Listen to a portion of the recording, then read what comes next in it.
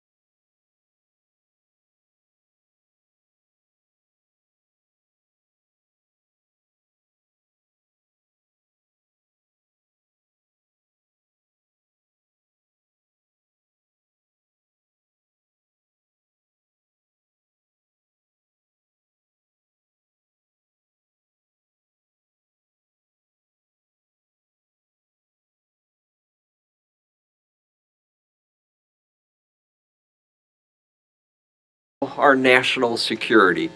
It's a victory for American innovation. Collective future. Because in our modern world, everything relies on chips. Every aspect of humanity is going digital and relies on chips. And their production shapes the future of all of humanity. The world we know and the world we are creating for our generations to come, our kids and grandkids and their children, it is all built upon this magic of silicon. Which is why we are here today, to continue to invest in the transformative power of this amazing technology. By signing the US CHIPS Act, President Biden showed that we are committing to building this critical industry back on American shores.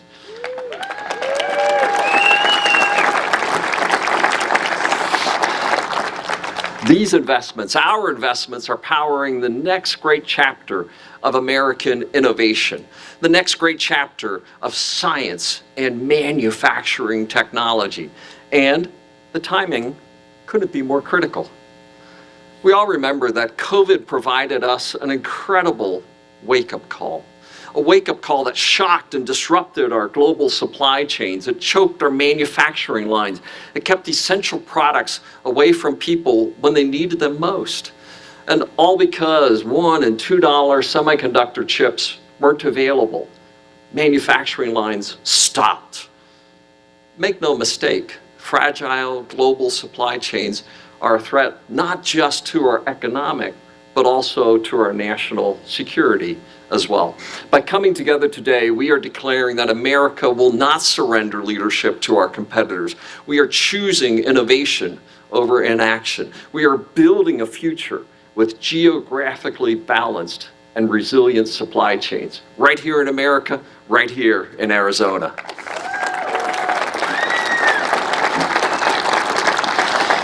Historians will look back on this period as a once-in-a-generation defining moment, a moment to challenge our old assumptions and to drive fundamental structural changes for the future. America must lead the way into this new era by regaining our leadership, especially with the turbocharged acceleration that AI is providing to our world and its incredibly promising potential. And we will be ready to meet this next surge of semiconductor demand. All of us at Intel believe that restoring our nation's leadership in semiconductors is more than just an opportunity, more than just a responsibility. It's our calling. This is what we were built for as a company. This is what we do. And we have already announced plans to invest more than $100 billion in the US over a 5-year period.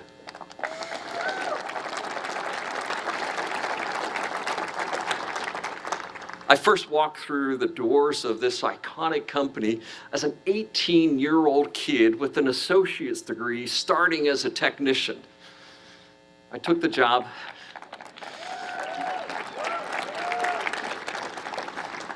as Intel CEO to honor the Intel Trinity, the trio that put silicon into Silicon Valley, Bob Noyce, Gordon Moore, and Andy Grove. And through the years, I've had the honor of witnessing firsthand, of learning at their feet, that this American excellence, this power of technology innovation, but the power and the role of American manufacturing. And our facilities have grown.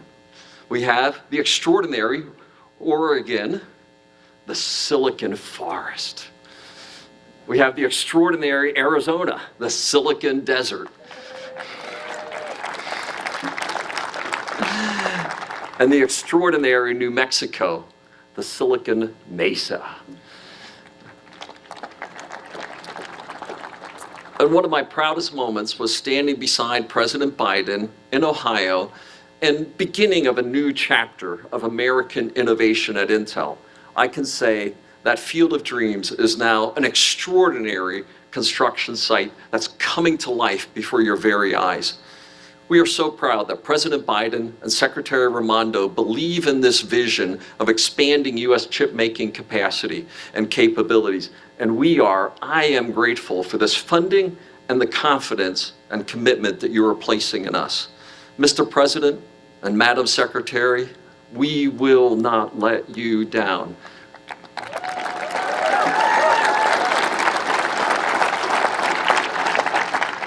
We're going to put every one of these taxpayer dollars to work, and we are committed to delivering the silicon that powers our world while driving to the lowest possible environmental footprint and rebuilding resilience into our operations and value chain and supply chain, all while leading innovation for the world.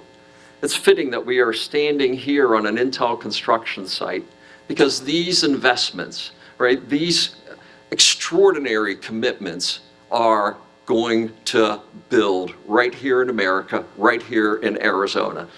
You know, we're going to keep building and innovating new chips that power the future and help humanity to be a better place for our children and grandchildren. We're going to build stronger communities and local economies from Arizona to Ohio by creating nearly 80,000 jobs at Intel in our construction sites with suppliers and more. That's a lot of jobs. You should applaud that. Yeah.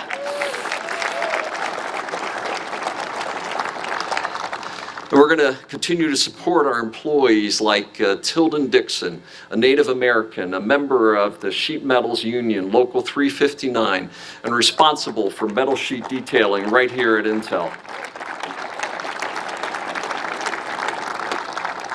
And it's now my pleasure to have the introduction of Tilden, and he will have the unique honor of introducing our president today. And we're going to build more secure America. The CHIPS Act is just the kind of bold action that will get us there. And for all of these reasons and more, we applaud President Biden, his administration, Secretary of Commerce Raimondo, the bipartisan group of policymakers that came together to make the CHIPS Act a reality. And now, thank you, and Tilden.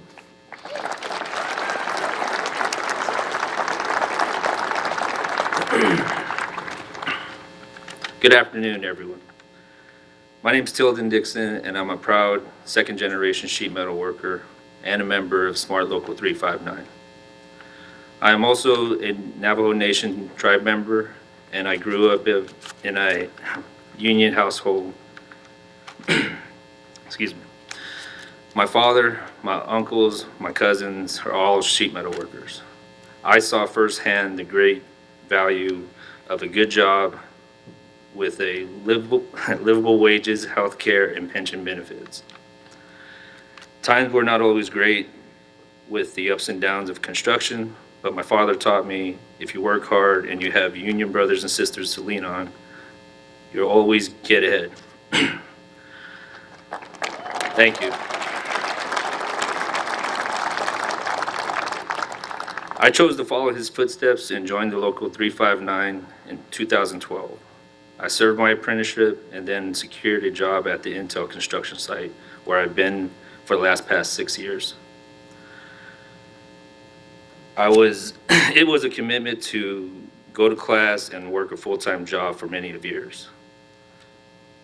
But I've learned a lot, and now I am a BIM coordinator at the construction site where I design 3D modeled routes that are used to construct Intel's semiconductor manufacturing fab tools. I love my job. I am currently saving so that one day, very soon, I can buy a house.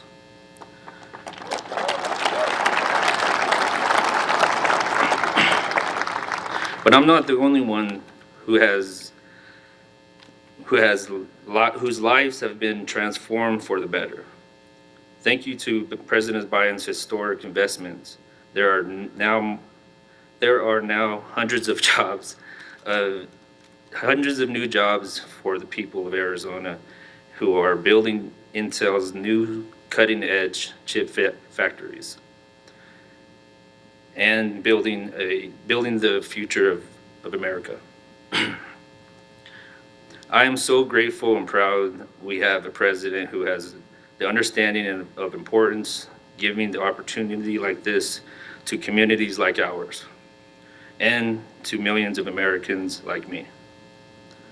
With that, I am great. I now have the greatest honor and privilege to introduce the man who has provided this for us. Ladies and gentlemen, the President of the United States, Joe Biden.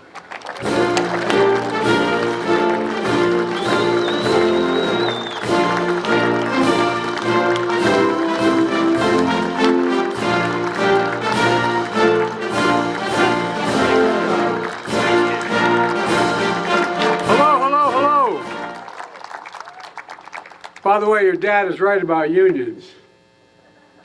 Your dad is right. Unions built the middle class. Wall Street didn't. Unions built the middle class. So thanks, Tilden, for that introduction. And union sheet metal worker, proud member of the Navajo Nation, you're going to be building the future here in Arizona. And Arizona is building the future. Thank you, Governor Hobbs. She had to leave, but welcomed me to the state and for your partnership all across the board. And thank you, Representative Stanton, for your dedication to the people of the 4th District and for the passport, anyway. Get in. Well, we couldn't be here today because the votes in Washington. I want to thank Senator Mark Kelly, who's doing an incredible job and the real champion from the announcement that we make here today. And Mayor Kate, where's Kate? Thank you, Kate. You're an incredible mayor. You're doing a great job. And Mayor Chandler Harkey. And I guess I'm technically in your city, right? All right. I'll behave. We're also joined by one of the brightest men or women I've ever known, Gina Raimondo, our Secretary of Commerce. And I'm not joking about that. And Pat Gelsinger, CEO of Intel. Aaron Butler, President of Arizona Building Trades. What a combo, man. And other union leaders are here today. Thank you for your partnership and showing how we get big things done in America, and we can do it again and again. I've asked Pat and many other business leaders this question, and I mean it sincerely. Met with the Business Roundtable. Please have a seat, by the way. You're all standing. I'm sorry, I didn't realize you're still standing. I apologize. I asked the question of the Business Roundtable, the biggest leaders of business in the world, and the United States particularly. I asked them, when the United States decides to invest considerable resources in a new industry that we need to build, does that encourage business or does it discourage it? And the answer is overwhelmingly, it encourages it, overwhelmingly. Folks, during the pandemic, we had to learn about supply chains and the shortage of semiconductors. Those tiny computer chips you all out here know very well, smaller than the tip of your finger, that power everything from the lives of your cell phones, cars, dishwashers, satellites, weapon systems. America invented these chips. Don't forget that we invented these chips. And over time, some thought it was cheaper to send the manufacturing overseas because labor was cheaper. As a result, when the pandemic shut down chips factories overseas, prices of everything went up. First time Americans began to realize just how important they were. Unlike my predecessor, I was determined to turn things around, to invest in America, in all Americans. And that's what we've been doing. In January of 2022, Pat came to the White House where we announced a historic investment to build a state-of-the-art semiconductor factory in Ohio, factories in Ohio. We were joined then by Sherrod Brown, the Ohio senator, who talked about why it's time to bury the phrase Rust Belt. And Pat said at the time we should start calling it the Silicon Heartland, and it is becoming that. By March of this year, Pat was my guest at the State of the Union, where we talked about 1,000 acres outside of Columbus, where semiconductor manufacturing facility and fabs were being built, which I referred to at the time as a field of dreams, and boy, it's turning out to meet people's dreams out there. In August, Senator Kelly and Sherrod Brown got the CHIPS and Science Act to my desk. It was one of the most significant science and technology investments in our history. By September, I joined Pat in Ohio and to break ground for the new factory. Within 9 months, we're just getting started since my CHIPS and Science Act was led to partnership with companies investing billions and billions of dollars across the country, bringing semiconductor manufacturing back to America, jobs of the future back to America, including here in Arizona with significant help of Mark Kelly. I tell you what, I'm so glad this is happening. Those phone calls every 20 minutes were getting old. I tell you, he is committed. In December 2022, I came to Phoenix, where I joined so many of you, as well as the CEO of Apple, Tim Cook, to talk about the historic investments that the CHIPS and Science Act was delivering to make chips here in Phoenix.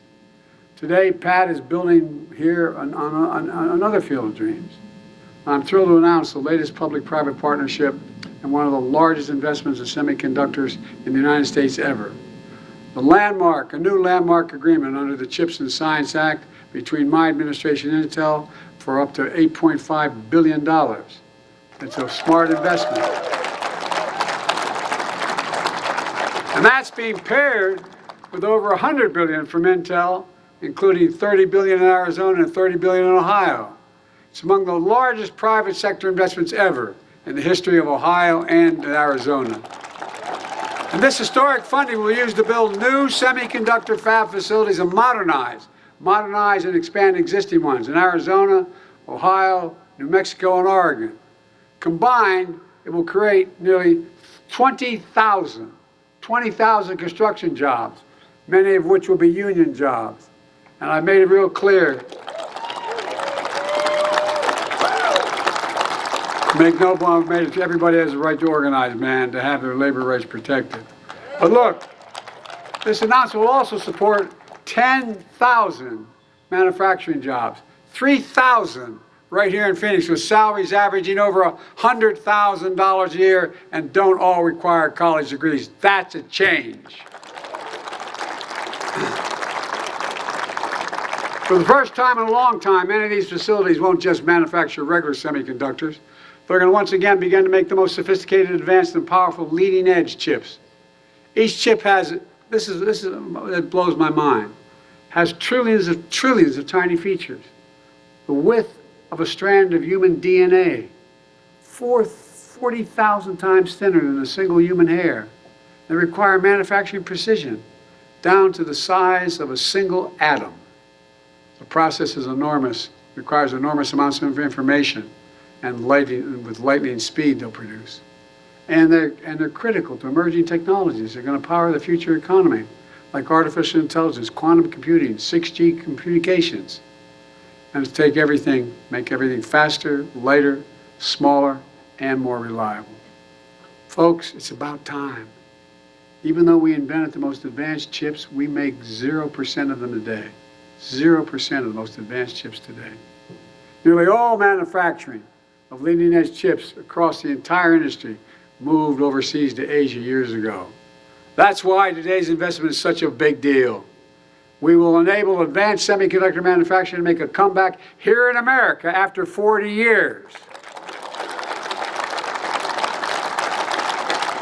It's going to transform the semiconductor industry and create entirely new ecosystems, entirely new research and design, and manufacturing and advanced chips in America. By the way, parenthetically, I said we're going to become the manufacturing capital of the world again. People looked at him like I was nuts. Where the hell's it written saying we're not going to be the manufacturing capital of the world again? We've already created 825,000 new manufacturing jobs, and you're just getting us started. There's not a damn thing America can't do if we set our mind to it. It's going to put us on track to manufacture 20% of the world's leading-edge chips by the end of the decade.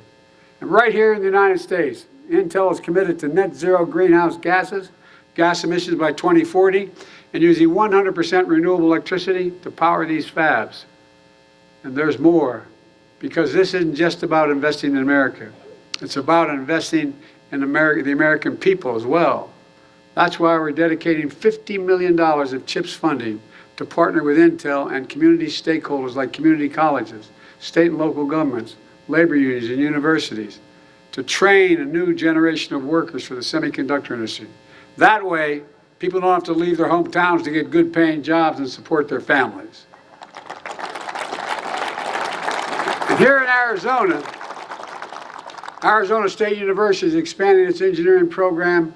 Catch this. Every time, you guys know this, every time I say it and I talk about it, it's just astounding to me. it's going to expand their engineering to over 10,000 additional students. 10,000 additional engineering students. Community colleges are training new technicians and launching free semiconductor technician programs led by Intel employees. Local unions are building training centers for apprenticeships, and Intel is investing in semiconductor education starting as early as high school, so students get hands-on experience and a path to good-paying jobs, whether or not they get to go to college. The same thing is happening in other states as well. It's all part of my Investing in America agenda, which has attracted $675 billion. $675 billion in private sector investments and ignited a manufacturing boom in America, a clean energy boom, a jobs boom, all here in America, finally. Since I took office, America's had the strongest growth of any major economy in the world. Nearly 15 million new jobs, the longest stretch of unemployment under 4% in 50 years. 450. Growth is strong.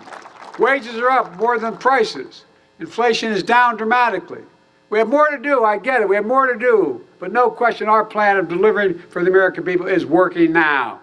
And since I came to office here in Arizona, because of your investment in the American agenda, we've deployed and developed nearly $8 billion in federal funds to upgrade infrastructure and clean energy. Right here in Arizona, we've created 300,000 new jobs. Let me say that again. In Arizona, 300,000 new jobs. Because I was finally able to beat big pharmaceutical companies. Because Medicare, I've been trying for years, but Medicare now has the power to negotiate lower prescription drug costs for seniors, including 1.4 million seniors right here in Arizona. And to put this in perspective, whatever prescription you have made by any American drug manufacturer, jump on Air Force One, they'll fly to any country, any major city in the world, from Toronto to Berlin to Baghdad, anywhere around the world. We'll get off the plane, you bring that prescription into that country, you'll be able to buy it for 40 to 60% less. It's wrong. So guess what? When we began to manufacture, we negotiate with, when I said, look, Medicare buys all these drugs, billions of dollars worth to take care of Medicare and Medicaid. Well, guess what? You know how much it costs to make insulin? Anybody know anybody needs insulin? Raise your hand. You're darn right. Well, guess what? It's now $35 a month. You know how much? It was $400 a month. You know how much it costs to make it? $10. $10. And they will cap the total out-of-pocket expenses for prescription drugs, all the drugs a senior has to take, all of them, at $2,000, including expensive cancer drugs that cost $10,000, $12,000, $15,000 a year. They never have to pay more than $2,000 a year for all the drugs they need. But folks, by the way, not only saves seniors money, it saves taxpayers a significant amount of money. We've reduced the consequence of the law I wrote and got passed. We reduced the federal deficit by $160 billion. Hear me? $160 billion. You know why? Medicare doesn't have to pay $400. They have to pay $35 for that prescription, and much, much more. Exorbitant prices. It's all part of my economic vision for this country. I determined that I was going to build the economy from the middle out and the bottom up, not the top down. Because when you do that, the poor have a ladder up, the middle class does well, and the wealthy still do very well. We all do well. Let's be clear. Let's be clear. It's a fundamental break from the trickle-down economics supercharged by my predecessor. On his watch, companies sent American jobs overseas for cheaper labor and imported products. We're creating jobs in America and exporting American products. Well, my predecessor and his allies in Congress want to go back. In fact, the vast majority of the team on the other side, my Republican friends, didn't vote for the CHIPS and Science Act. The majority of them did. And now they're trying to repeal the Inflation Reduction Act, the most significant action ever on climate.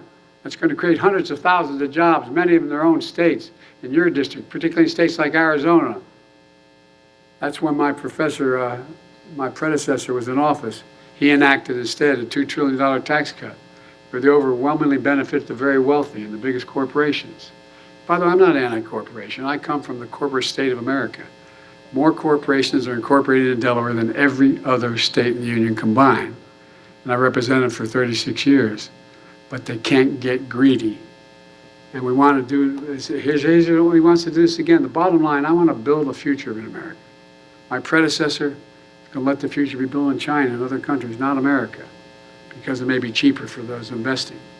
Folks, I promise to be the president of all Americans, whether you voted for me or didn't vote for me. Today's investment helps all Americans in red states and blue states, all across America, urban, rural, suburban, and tribal communities. But we're not leaving anyone behind. We're not, if we invent it in America, it should be made in America.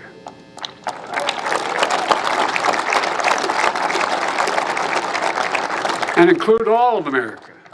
Folks, let me close with this. I've been determined to make things in this country again. To build manufacturing capacity, as I said, we've created over 800,000 manufacturing jobs and we're still counting. To make sure we never again are in a position where during a pandemic, we're relying on other countries to make things that we badly need here at home to be able to go forward. Folks, some folks didn't believe we could do this, but I've made no bones about it. I've said for a long time, and I mean this from the bottom of my heart, if we invest in America, we can change the country's future and lead the world again. We are leading the world again. We're proving it's never been a good bet. It's never been a good bet to bet against America. I've spent more time with Xi Jinping, the leader of China, than any other world leader has.